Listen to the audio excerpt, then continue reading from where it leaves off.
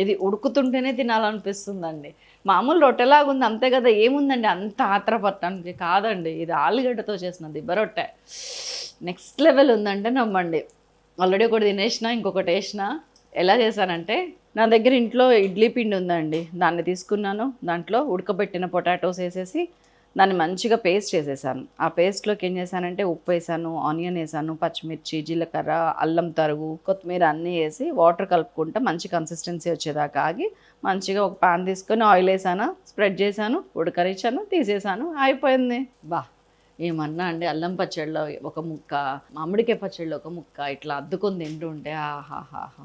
ఇంత సింపుల్ కదా! ఇంట్లో పిండి ఉందా? కలిపేయండి.